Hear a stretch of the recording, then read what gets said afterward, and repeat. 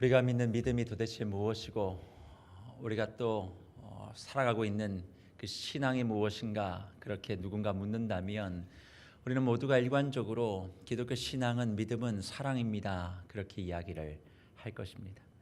사랑은 빼놓고는 우리 기독교 신앙은 이야기될 수 없고 또 사랑 외에 어떤 것도 주님이 가르쳐 주신 것이 없으셔서 그 사랑의 의미를 누구보다 담고 실천하는 사람들이 바로 믿음을 가지고 있는 저와 여러분들, 그리고 그를 우리는 그리스도인이라고 부릅니다. 하지만 곳곳에서 들려오는 소식들 가운데 과연 그런 일들이 어찌하여 일어날 수밖에 없는 것인가? 근간에 들려오는 참혹한 소식, 그 이면엔 신앙을 가지고 있는 그 가정과 또 어른들 사이에서 자행되어졌던 그 일들을 대할 때 저는 참 목사이기 전에 한 성도로서 참담하고 과연 이런 일들을 어떻게 봐야 하며 도대체 예수 그리스도를 믿는다라고 하고 있는 우리 안에 이런 일들이 어찌 일어날 수 있었을까에 대한 많은 고민과 번뇌를 하지 않을 수가 없었습니다.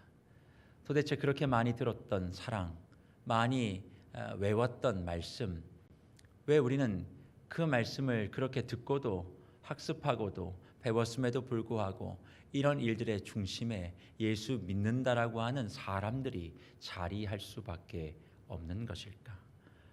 도대체 무엇이 문제길래 이 사회는 믿는 자들이 더 많다라고 하지만 모든 문제의 중심에 자꾸 연루되고 있는 이 그리스도인이라고 하는 사람들에 대하여 우리는 어떤 관점을 가져야 될지에 대하여 상당히 무거운 마음을 갖게 되는 것을 솔직히 고백하게 되어집니다.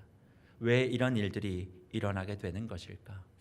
왜 도대체 수없는 말씀들을 우리는 알고 있으면서도 그 사랑을 실천해 내는데 이렇게 모자라고 문제가 생기는 것일까? 그런 이유를 한두 가지 찾아보다가 저는 이것이 그 모든 것의 원인은 될 수 없겠으나 하나의 이유가 될 수 있겠다, 그런 생각을 하게 되었습니다. 그것은 예수 그리스도께서 이 땅에 오셨을 때에 유대인들이 가지고 있었던 생각이었습니다. 그들은 자신들이 만들어 놓는 613가지의 율법과 규례와 법칙과 관습들을 만들어 놓고 그것만 지키면 하나님의 말씀을 다 지켰노라고, 그것만 다 행하게 되어지면 나는 하나님을 사랑하는 사람이라고 말했던 사람들이 바로 예수님 당시의 유대인들이었습니다.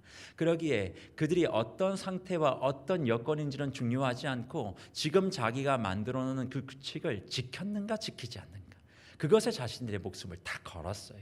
그런데 그런 사람들을 향해서 예수님께서는 뭐라고 말씀하셨느냐? 그런 것이 진리와 말씀의 본질이 아니다 하셨습니다. 너희가 그렇게 만들어 놓은 법을 지켜내는 것, 그렇게 해서 뭘 하고 안 하고 그걸 가지고 하나님을 사랑한다라고 이야기하는 것, 그거 다 틀린 이야기다. 정말 신앙의 본질은, 믿음의 핵심은, 진리의 원천은 그것이 아니라 마태복음 22장 37절과 40절에서 이야기한 것처럼 하나님을 사랑하고 이웃을 사랑하는 것, 그것이 온 율법과 그리고 선지자의 강령이라 그렇게 말씀하셨습니다. 그러니 무언가를 하고 안 하고 지키고 안 지키고의 문제가 아니라 너의 마음속에 하나님을 향한 사랑이 정말 있느냐? 그 하나님을 향한 사랑이 있다면 정말 내 유위에 있는, 주변에 있는 사람들을 향한 긍휼의 마음을 가지고 있느냐? 그렇게 한번 살펴보라고 말씀을 하고 있는 것이죠. 그러면서 오늘 예수님의 죽으심과 부활을 앞에 놓고 제자들에게 내가 다시 한번 너희에게 이야기한다. 신앙의 본질이 뭔 줄 아니? 진리의 핵심이 무엇인 줄 아니? 그것은 바로 이 새 계명, 이것을 너희가 마음에 담아낼 때 너희가 진리 안에 자유하고 너희가 믿음의 본질이 무엇인지를 알고 걸어가는 사람이라 그렇게 가르쳐 주십니다. 그리고 그 내용을 오늘 요한복음 13장 34절에서 이와 같이 말씀을 하세요. 새 계명을 너희에게 주노니 서로 사랑하라. 내가 너희를 사랑한 것 같이 너희도 서로 사랑하라, 그렇게 말씀합니다. 이 말씀을 그대로 살펴보면 새 계명은 딱 하나다. 서로 사랑하는 것인데, 사랑은 어떻게 하는 것이냐? 내가 너희를 사랑하는 것처럼 너희가 서로 사랑하게 되어질 때 된다, 그렇게 말씀합니다. 그러니 기독교 신앙의 본질은 사랑이에요.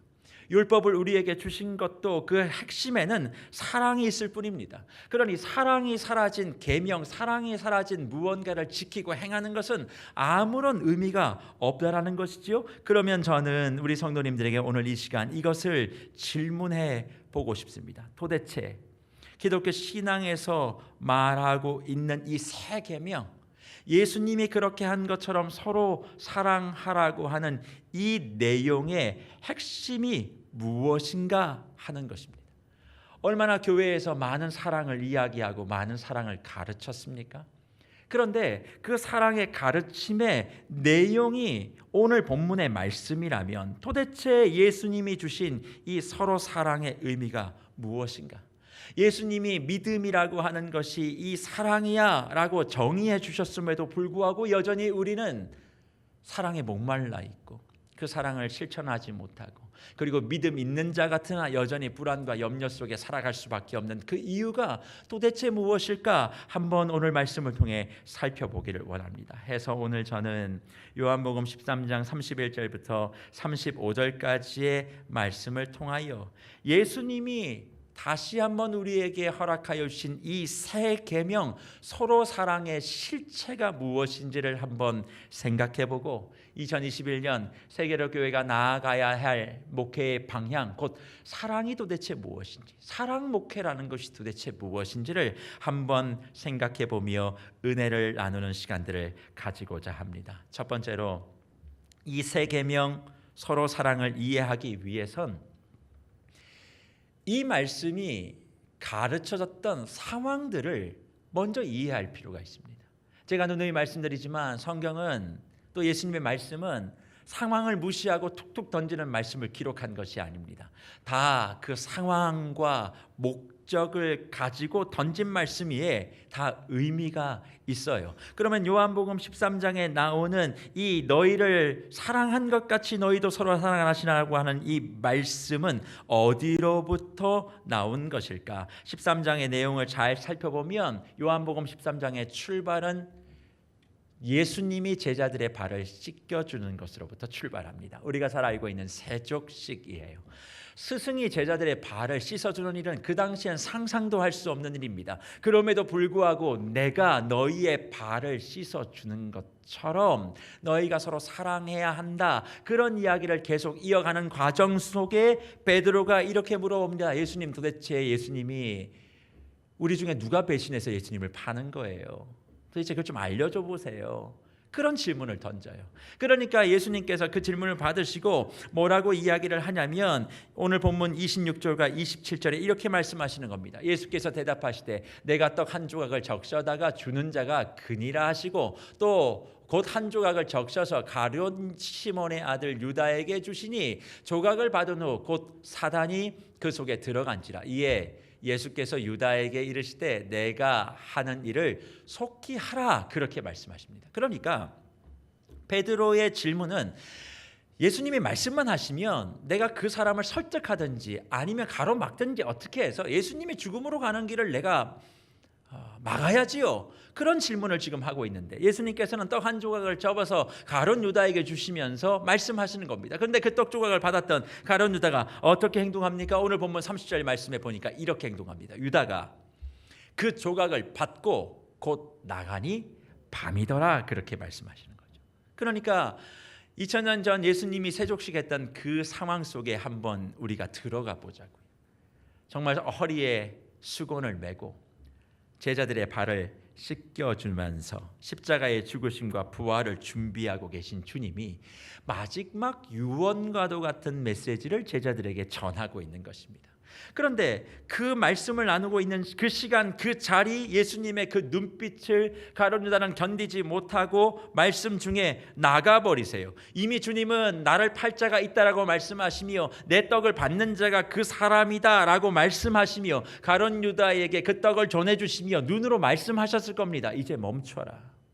거기서 멈춰. 다시 돌아와. 내가 말했던 그 사랑과 말씀대로 나와 함께 가자라고 그런 수없는 사랑의 메시지를 줬음에도 불구하고 30절 그 말씀을 받고 유다는 밖으로 나가였는데 그 시간이 밤이었다라고 얘기해요.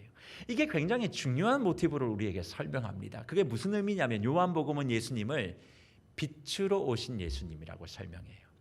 흑암을 밝게 비추시는 빛으로 오신 예수 그리스도, 그러니까 예수 그리스도와 함께하는 곳은 다 밝은 곳, 하나님께서 생명의 길로 인도하여 주시는 축복의 장소, 바로 그 자리였음에도 불구하고 유다는 그 자리를 떠나 문을 열고 대제사장으로 향해 걸어가는 순간 거기가 뭐였다고요? 밤이었다라고 이야기합니다. 생명을 떠난 자의 최후를 설명하는 거예요.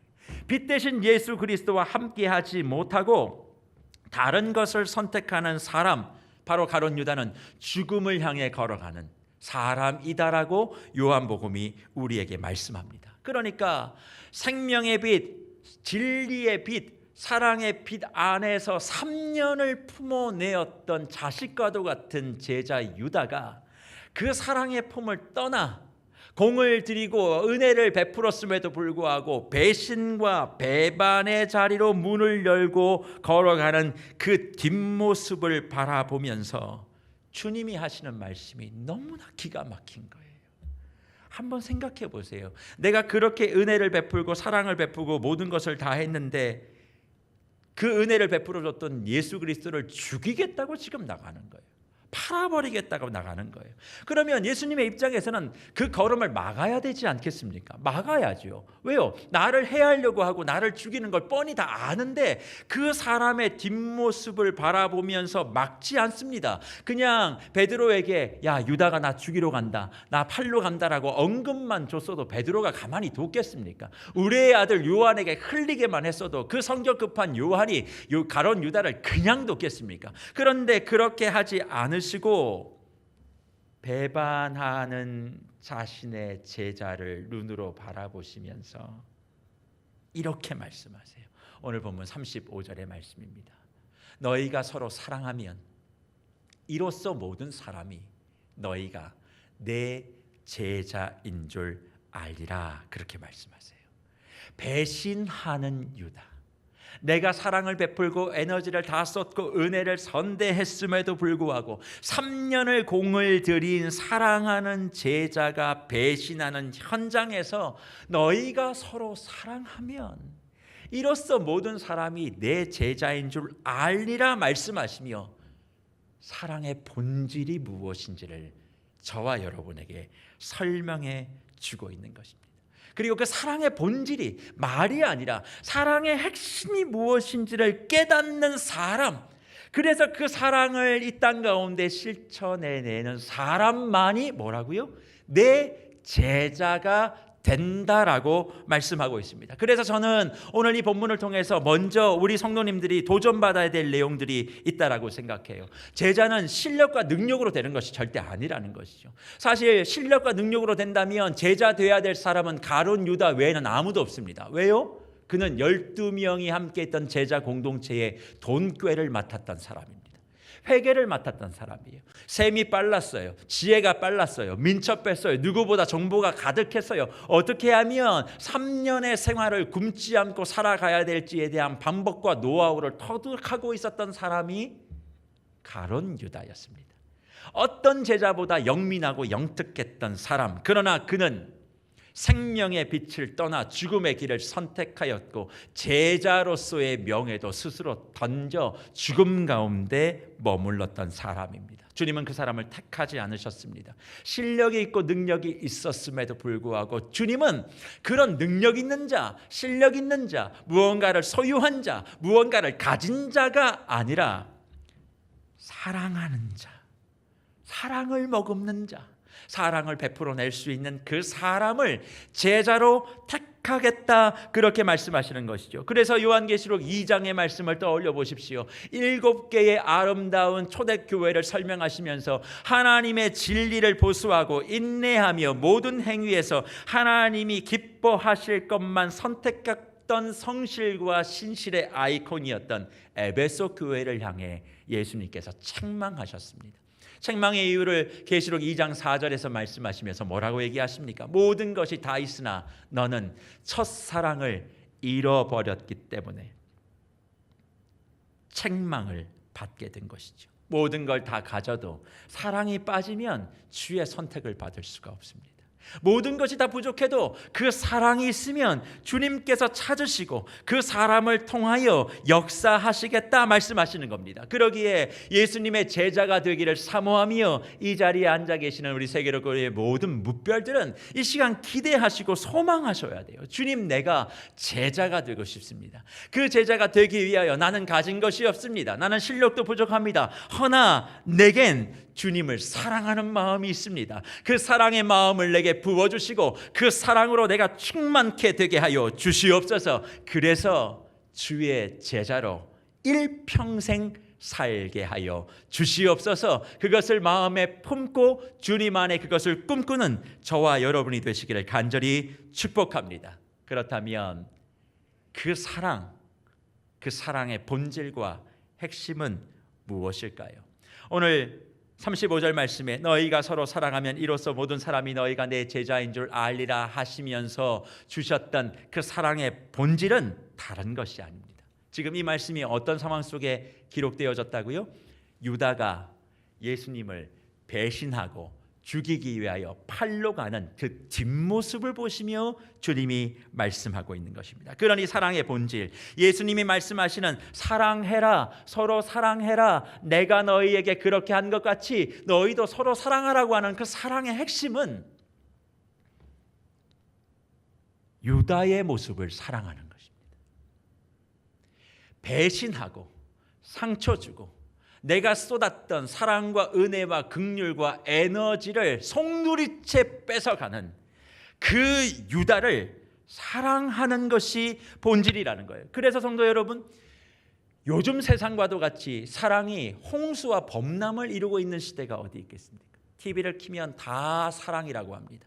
라디오를 켜고 음악을 들어도 사랑이 빠지면 음악이 나오지 않습니다. 사랑에 대한 이야기, 정말 사랑에 대한 스토리들은 너무나 많이 나오고 있음에도 불구하고 사랑 때문에 아프죠. 사랑 때문에 고통받습니다.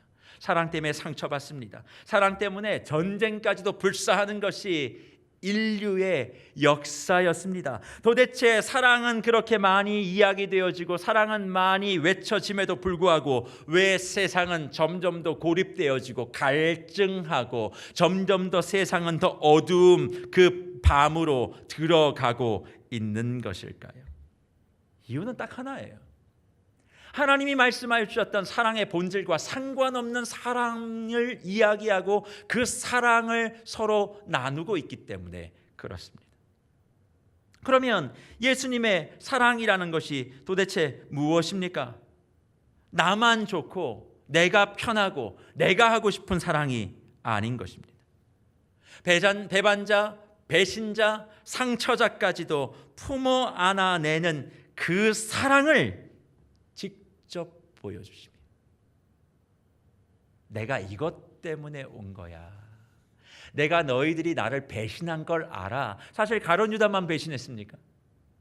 베드로는 배신 안 했습니까? 요한은 배신 안 했고 야고보는 배신 안 했습니까? 다 배신한 이들이에요. 그 배신할 12명을 다 손수 발로 씻겨주시며 손으로 발을 씻어주시며 내가 배신할 너희를 사랑해.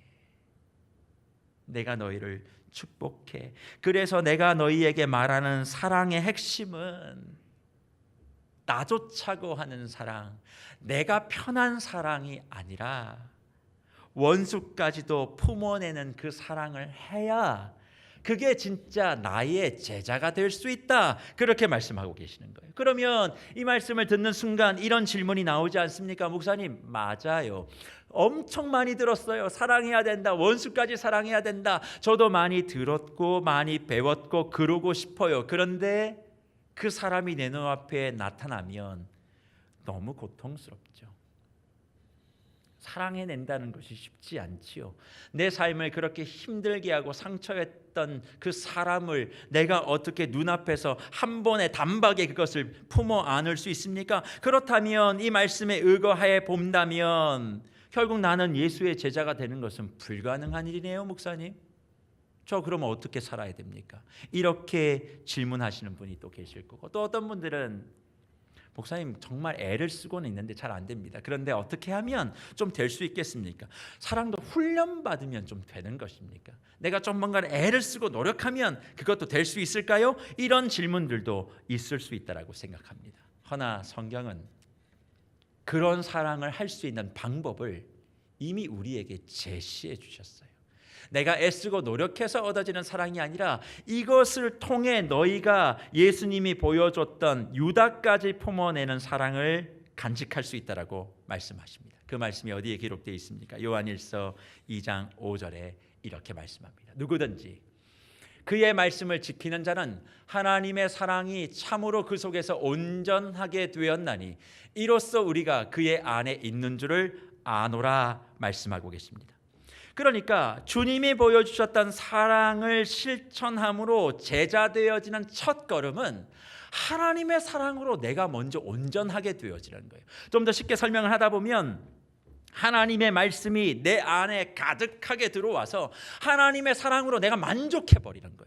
하나님의 사랑이 머리부터 발끝까지 완전히 덮어버리는 거예요. 그러니까 그 사랑에 굶주리지 않는 거죠. 사랑에 결핍되지 않는 거죠. 이미 하나님의 사랑으로 나는 받을 사랑을 이미 충만하게 받은 거예요. 그러니까 내 안에 결핍도 상처도 다 제거가 되어진 온전한 상태가 되어지니까 어떤 일이 벌어질까요? 주님이 실천하셨던 원수까지도 배반자까지도 배신자까지도 사랑하게 되어지는 자리에 자연스럽게 들어갈 수 있다는 겁니다. 그래서 예수님의 사역을 한번 생각해 보세요. 예수님의 사역은 이런 배신과 상처와 수많은 어려움과 공고 가운데서도 한결같은 모습을 보이지 않습니까? 우리는 그걸 볼 때마다 예수님이니까 그렇지, 예수님이니까 당연한 거 아니야, 아유 사람은 그렇게 하지 못해 라고 말씀합니다. 그러나 참 하나님이시고 참 인간이신 예수님이셔서 그럴 수도 있겠습니다만 성경은 예수 그리스도가 그렇게 살아갈 수밖에 없었던 이유를 명확하게 설명하세요. 특별히 공세계의 시작이 되어지는 예수님이 세례 요한으로부터 세례받았던 그 장면을 기록하고 있는 마태복음 3장 17절 말씀에 하늘로부터 이 소리가 있었다라고 이야기해요. 하늘로부터 소리가 있어 말씀하시되 이는 내 사랑하는 아들이요 내 기뻐하는 자라, 그렇게 말씀하십니다. 세례를 받는 그 순간 하늘로부터 하나님이 소리가 있었는데 그 소리가 예수 그리스도의 마음속에 들린 거예요. 내가 너를 사랑한다, 너는 나의 참 큰 기쁨이다. 이 소리를 예수님이 들으시고 공생애를 시작하셨고 십자가의 죽음을 앞에 놓았던 변화산 사건을 기록하고 있는 마태복음 17장 5절 말씀에도 이와 같이 기록합니다. 하늘로부터 말할 때에 호련히 빛난 구름이 그들을 덮으며 구름 속에서 소리가 나서 이르되 이는 내 사랑하는 아들이요 내 기뻐하는 자니 너희는 그의 말을 들으라 하시는지라, 그렇게 마태복음 17장 5절에서 말씀하고 있는 겁니다. 그러면 공생애를 시작하면서 예수님의 십자가의 죽으심과 부활을 앞에 놓은 상황에서 공통적으로 하나님께서 말씀하셨던 그 음성이 무엇입니까? 너는 내 사랑하는 아들이요 기뻐하는 자라 라고 하시는 이 말씀을 들었다는 거예요. 그러니까 예수 그리스도가 어려움과 원수들과 그리고 배신자들과 배반자들 앞에서 한결같은 믿음의 모습, 신앙의 모습, 신실한 모습, 사랑의 모습을 보일 수 있었던 건 하늘 아버지로부터 매 순간마다 내가 너를 사랑해, 내가 너를 축복해, 내가 너를 지킬 거야, 내가 너와 함께 할 거야, 너는 나의 큰 기쁨이 되는 사람이야 라고 하는 메시지를 들으면서 마음속에 누구도 채워내지 못하는 영혼의 갈증들을 다 해갈시켰기에 그의 마음의 어떠한 상황 속에서도 요동하지 아니하고 하나님이 맡겨주셨던 그 사명들을 감당했다라고 성경이 말씀하고 있는 것이 아니겠습니까? 그러니 우리가 기억해야만 합니다. 사랑한다라고 하는 것이 애쓴다고 되는 것이 아니라 하늘로부터 들려오는 하나님의 메시지, 내가 너를 사랑하고 내가 너를 축복하고 내가 너를 기쁨으로 여긴다, 하늘로부터 날마다 매 순간마다 사랑하는 아들 사랑하는 딸, 내가 너와 함께해, 내가 너를 지킬 거야, 내가 너를 기뻐해, 그 이야기를 듣고 내 영혼의 갈증들과 과람이 해결되어진다면 원수도 배신자도 배반자도 상처자도 예수님처럼 사랑하는 자리에 들어가게 된다는 거죠. 하나님의 사랑이 이미 내 삶 가운데 충만하게 임하게 되어지니까 누군가의 말, 누군가의 실수, 누군가의 잘못이 그렇게 문제가 되지 않고 그냥 받아들여 버리는 거예요. 하나님의 사랑이 내게 충만하게 임하게 되어지니까 내가 세상에서 가장 위대하신 분으로부터 인정을 받았잖아요. 그러니까 남이 좀 나를 인정하지 않아도 그게 그렇게 기분 나쁘지 않은 거예요. 내가 하나님으로부터 그런 사랑을 받고 그런 하나님의 인정을 받게 되어졌기 때문에 이제는 다른 결핍들이 문제가 되지 않는 겁니다. 나보다 누가 더 앞서도 그게 그렇게 크게 문제가 되지 않고 그냥 하나님 안에서 내가 만족하고 감사하고 찬송이 기쁨이 가득하게 되어진 그 상황 속에서 내가 주변을 바라보기 시작하는 거예요. 저는 그래서 이것을 이렇게 정의합니다. 사랑받는 자의 여유요. 하나님의 사랑을 내가 받고 있고 그걸 만끽하고 있기 때문에 사랑받는 자로서의 여유를 가지고 상대를 대하는 거예요. 사랑받는 자로서의 여유를 가지고 이 상황을 직면하는 것입니다. 그러니까 뭔가 마음에 안 들고 뭔가 불편함이 있어도 그 하나님의 사랑으로 충만케 되어 있는 나이기에 유다의 배신도 아무렇지가 않으셨다라고 오늘 본문은 말씀하시는 거예요. 그러니까 오늘 본문 31절에 뭐라고 이야기합니까? 그가 나간 후에 예수께서 이르시되 지금 인자가 영광을 받았고 하나님도 인자로 말미암아 영광을 받으셨도다. 그렇게 말씀하는 거예요. 하나님의 사랑으로 충만케 되어지는 그 여유를 갖게 되어지니까 유다의 배신도 다가올 십자가의 고난과 죽음도 이게 다 영광으로 보이기 시작하는 거예요. 그냥 버텨내신 게 아닙니다. 그 위기의 자리, 고통의 자리, 아픔의 자리에 하나님이 끊임없이 예수님과 소통하며 말씀해 주신 거예요. 사랑하는 아들, 사랑하는 딸, 내가 너를 지키고 내가 너를 보호하고 내가 너를 막아줄 것이며 너는 나의 큰 기쁨이란다. 그 소리 하나가 정확하게 가슴에 가득 차게 되어지니까 이 모든 일들을 너끈하게 받아내실 수 있었다. 성경이 말씀하시는 거죠. 그래서 진짜 사랑, 성경이 말하는 사랑의 본질과 핵심은 하나님의 사랑으로 내가 먼저 채워지는 것입니다. 하나님의 사랑으로 내가 먼저 채워지는 것이에요. 내 형편과 상황이 어떠하다 할지라도 하나님의 사랑이 나에게 충만케 되어지고 그 소리를 들으며 내가 한 걸음 두 걸음 옮겨지니까 지금까지 나를 공격했던 내 인생의 결핍과 내 인생의 갈증들이 해결되어지는 거예요. 인생이 무언가를 쟁취하기 위해서 누군가를 끌어내리고 누군가를 시기하고 미워하고 왜곡들이고 무너뜨린 자리에 내가 설 이유가 없는 것입니다. 저는 이런 차원에서 우리 세계로교회 모든 묵별들이 사랑받는 자의 여유로 살아가시는 축복을 누리시기를 간절히 소망합니다. 한 단계 올라서서 보는 거예요. 남들하고 똑같은 게 아니라 나는 하나님의 사랑을 무한받고 있는 사람. 그러니까 내가 너보다 뭐 부족해도 네가 모르는 뭔가가 내겐 있어라고 하는 은근한 자신감. 그러니 무슨 이야기를 해도 괜찮아. 하나님이 나 이뻐하셔. 하나님이 나 도우실 거야. 그런 마음으로 그냥 지나치는 거예요. 그러니까 그런 마음을 가지고 있는 주님도 오늘 다시 우리에게 34절을 기록하며 뭐라고 말씀하고 계십니까? 새 계명을 너희에게 주노니 서로 사랑하라.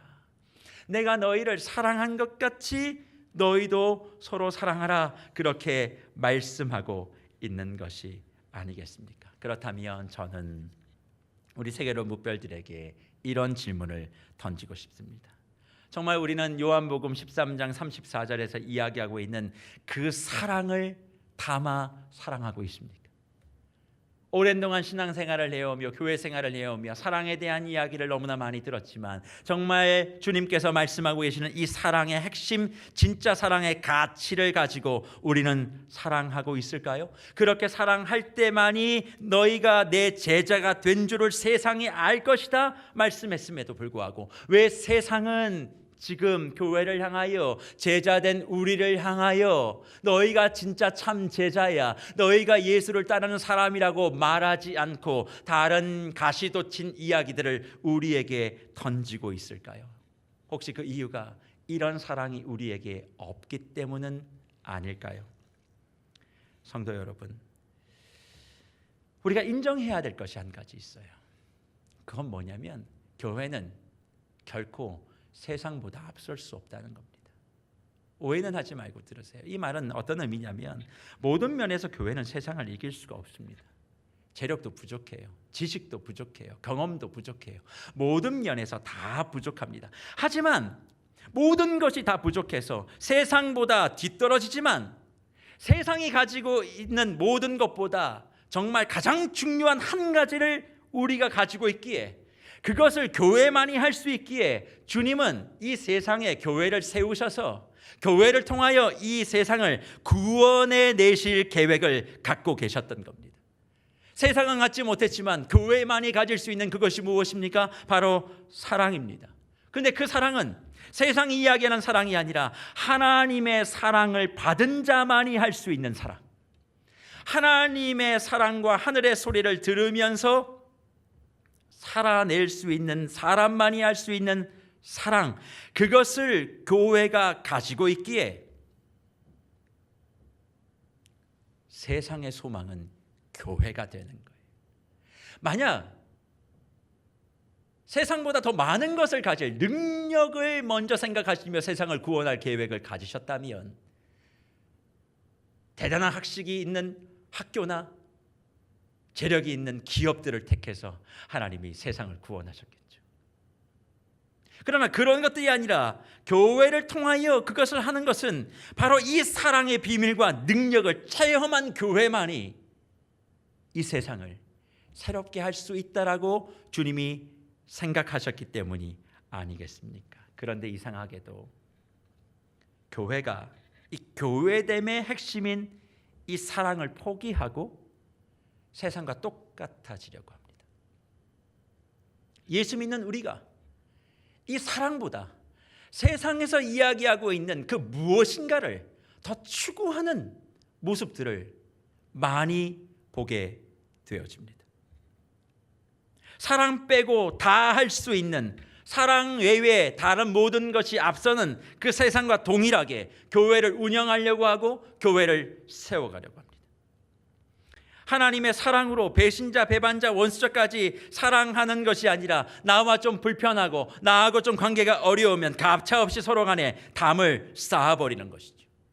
그러니 세상을 구원하기 위하여 이 땅에 오시며 십자가에 못 박히기까지 우리를 사랑하는 그 사랑으로 세상을 구원해 내라고 하신 그 사명을 제대로 감당하지 못하니까 교회가 세상의 감동보다는 근심과 걱정과 염려를 주고 있는 지금 상황을 우리가 부인할 수 있겠습니까? 교회라고 표시되어 있는 그 건물이 너무나 많이 화려하고 빛은 밝게 빛나지만 그 안에 사랑이 없다면, 어둠을 밝히는 십자가의 종탑에 네온 사인의 등은 밝게 곳곳마다 거리마다 있는데 거기에 사랑의 온기가 담겨져 없다면 과연 우리가 그 사랑을 진짜 알고 행하는 사람들일까요? 그래서 정말 예수의 제자로서의 삶을 산다라고 이야기할 수 있을까요? 함께 예배드리며 함께 우리가 신앙생활을 한다고 하지만 돌아서면 흉보기에 바쁜 우리의 모습이 어떻게 이해돼야 할까요? 사실 교회 안에 그런 일들이 벌어지는 것은 사단이 교회를 무너뜨리기 위한 전략을 그렇게 세웠기 때문에 그렇습니다. 성도 여러분, 교회는 쉽게 무너지지 않습니다. 어떤 환난과 핍박이 와도 교회는 지금까지 버텨왔고 앞으로도 영원토록 찬란 가운데 영광 가운데 서가실 믿습니다. 그러나 교회가 무너질 수 있는 가장 가장 유일한 약점과 단점이 뭔 줄 아십니까? 사단은 그걸 알기 때문에 교회를 무너뜨릴 때 이 방법을 사용합니다. 서로 미워하는 겁니다. 서로 사랑하지 않는 겁니다. 서로 험담하는 겁니다. 서로 증오하는 겁니다. 서로 믿지 않는 것입니다. 성도들 사이에 그런 마음을, 목회자와 성도들 사이에 그런 마음들을 가지고 미워하고 분란을 일으키고 다투게 되면 교회가 무너지는 건 한순간이니까 교회 안에 사랑을 제일 많이 이야기하고 있는 그 교회 안에 사랑하지 못한 모습들을 자꾸 담아놓는 거예요. 근데 왜 그런 모습들이 자꾸 우리의 마음속에 경험되지 못하느냐? 이유는 하나님의 사랑으로 충만해지지 않고 내가 무언가를 사랑하려고 하기 때문에 그렇습니다. 하나님의 사랑으로 내가 먼저 치움받아지면 모든 것이 되어지는데 그것을 하지 않으니까 교회의 사랑의 본질을 무시하게 되어지니까 내 에너지를 가지고 사랑하려다가 상처받고 내가 하고 싶은 대로 사랑하려다가 서로 다툼이 생기고 안 한 건 아닌데 오히려 그런 사랑을 하다가 오히려 분란과 갈등이 서가는 것, 그걸 우리가 너무 자주 보고 있지 않습니까? 그렇다면 우리 세계로 교회의 모든 무별들은 기억하셔야 될 것이 한 가지 있습니다. 우리는 결코 내 힘과 내 능력을 가지고 사랑할 수 없어요. 하나님의 사랑이 내게 임하여져서 그 사랑이 나를 움직여 가야 하는 거죠. 하나님이 내 영혼을 향해서 너는 나의 사랑하는 자, 기뻐하는 자라고 하는 이 충만함과 온전한 심령을 가지고 누군가를 대하게 되어질 때에 왜곡되지 아니하는 사랑으로 모든 것들이 하나 되어질 수 있다는 사실입니다. 그러기에 우리는 마음의 소망을 품어야만 합니다. 다른 것이 아니라 주님, 내 안에 하나님의 사랑으로 충만케 하여 주시고 내 안에 하나님의 사랑만이 표현되어지고 말하게 하여 주시옵소서. 그러면 그런 사랑으로 충만케 되어지고 그 사랑이 고백되어지는 사람에게 구체적으로 나타나는 모습이 뭔 줄 아십니까? 제가 아까 말씀드렸잖아요. 가룟 유다만 배신한 거 아니라고. 제자들 다 배신했어요. 그런데 그 배신자를 회복시키시는 스토리가 요한복음 21장에 나옵니다. 그 배신자는 사도 베드로입니다. 닭이 3번 울면 배반할 것이라는 이야기를 듣고 그대로 배신했던 그 베드로에게 찾아가셔서 요한복음 21장 15절부터 17절 말씀 가운데 네가 나를 사랑하느냐 3번 물으십니다. 그 3번을 묻는 순간 베드로가 뭐라고 얘기하죠? 네, 내가 당신을 사랑합니다. 내가 주님을 사랑합니다. 사랑합니다. 그렇게 대답을 합니다. 그러니까 주님이 그 말씀을 들으시고 뭐라고 말씀하시냐면 네가 정말 나를 사랑한다면 내 양을 먹이고 내 양을 치라, 그렇게 말씀하세요. 내 양을 먹이고 내 양을 치라, 그렇게 말씀하시죠. 저는 여기서 우리 세계로 교회를 향한 하나님의 마음을 읽게 되어집니다. 그게 무엇일까요? 정말 교회가 하나님의 사랑, 그 사랑으로 가득 차게 되어지면 그 사랑의 구체적인 모습은 반드시 내 양을 먹이고 내 양을 치는 것을 통해 나오게 되어 있다는 겁니다. 쉽게 얘기하면 목양입니다. 내가 좋아하고 내가 편한 것을 하는 것이 아니라 내가 바쁘고 할 일이 많고 여유가 없어도 하나님의 사랑으로 내가 충만케 되어지면 그 사랑이 움직여져서 내 주변에 아파하고 실족하고 갈증나고 갈급해하는 그 영혼들을 향해 찾아가 그들을 품어 안아낸다는 거예요. 나에게 상처를 줬던 사람에게도 손을 내밀기 시작하고 나를 배반하고 배신했던 그 사람들도 용납하게 되어지는 바로 이것이 내 양을 먹이고 내 양을 치는 목양이라는 사실입니다. 그러기에 하나님의 사랑을 받는 사람은 반드시 목양의 자리에서 누군가를 먹이고 누군가를 보살피게 되어 있습니다. 단지 내가 원하는 사랑을 하기 위하여 하나님의 사랑을 갈급해하는 것이 아니라 그 사랑이 가득하게 되어지면 우리는 목양의 자리로 발걸음을 옮기게 된다는 것이죠. 그래서 저는 2021년뿐만 아니라 앞으로 세계로 교회가 나가야 될 목회의 방향은 오직 목양이에요. 목양 일념 하나입니다.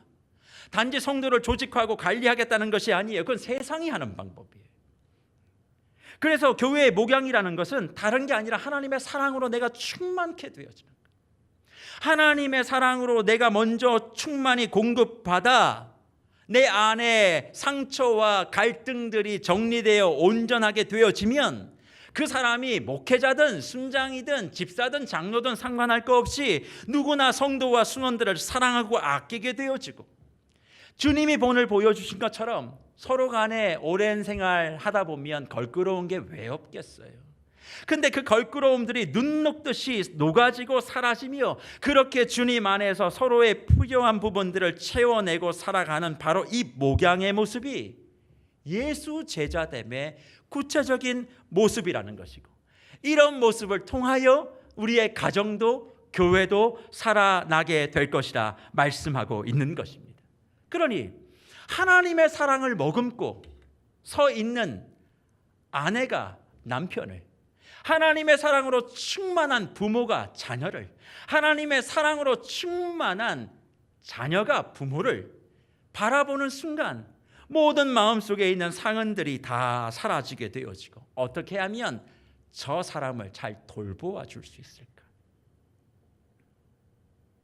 내가 받았던 아픔과 무더운 짐보다 어떻게 하면 좀 더 잘 먹이고 잘 치고 잘 보살펴 줄 수 있을까? 그런 마음으로 내 발걸음이 옮겨가다 보면 거기에 가정의 변화와 교회의 부흥과 이 땅이 생명 가운데 살아나게 되어지고, 이 일에 중추적인 역할을 했던 하나님의 사람들을 세상은 뭐라고 부른다고요? 제자라 부른다. 오늘 주님이 우리에게 말씀해 주고 있는 것입니다. 그래서 저는 오늘 말씀을 마무리하며 우리 세계로 모든 무별들에게 이런 말씀을 꼭 드리고 싶습니다.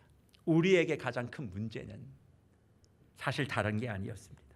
하나님의 사랑이 내게 비춰옴에도 불구하고 그 사랑으로 내가 가득 채워내지 못하는 거예요. 아니, 어떤 의미에선 하나님의 사랑보다 다른 것으로 나를 채우고 싶었던 갈증들이 더 하고 있기 때문 혹시 아닙니까? 이제 그 마음들이 있다면 다 내어놓으시고, 하늘에서 소리가 있어 내 사랑하는 아들, 내 사랑하는 딸, 내 기뻐하는 자유라고 하는 메시지를 날마다 들으시며 우리의 영혼을 그 하나님의 사랑으로 충만하게 채워가시는 저와 여러분들이 되시기를 바랍니다. 그래서 사랑받는 자의 여유로움을 갖추세요. 사랑받는 자의 여유로움으로 큰 거목이 웬만한 바람 불었다고 쓰러지지 않습니다. 그냥 이런 일 저런 일 있으면 하나님의 사랑을 듣고 있는 내가 편안하게 생각하는 거예요. 우리 가운데 풍랑이 왜 없겠습니까? 있죠. 그러나 그 사랑으로 충만케 되어져 있기 때문에 그렇게 되어진다. 그리고 그 사랑으로 무장되어지는 사람은 어디로 반드시 발걸음을 옮긴다고요? 목양의 자리. 내 양을 먹이고 치는 일. 내 주변을 돌아보세요. 나의 성공과 내 가정에 좋은 일만 있기 위하여 신앙생활하는 사람들은 다 종교생활하는 사람들이에요. 그거는 하나님을 알지 못하는 종교인들도 하는 이야기입니다. 나에게 복을 달라고 비는 거 다 해요. 그러나 신앙은 나의 복과 성공을 뛰어넘어 내 주변에 가라앉아 주저앉아 있는 자, 상처받은 자, 그들을 일으켜 세워내서 이 땅을 아름답게 만들어내는 것, 이게 신앙의 핵심이고 진짜 사랑의 본질인 것이죠. 그러니 왜곡되어 있는 사랑들이 다 정리되어지고 주님이 말씀하시는 사랑으로 교회가, 예수 믿는 우리가 거듭나게 되어지면 배신자도 원수도 용서 못할 그 사람도 상처 줬던 그 사람도 이제 예수 믿는 우리가 감당하여 이 세상을 통해 이루어 가실 하나님의 놀라우신 은혜와 능력과 부흥을 반드시 저와 여러분의 가정 가운데 체험하게 해 주실 줄 믿습니다. 이 믿음 가지시고 주님 안에 온전한 제자로, 사랑받는 제자로 아름답게 서 목양의 자리를 잘 감당하시는 저와 여러분들이 되시기를 간절히 주의 이름으로 축복합니다.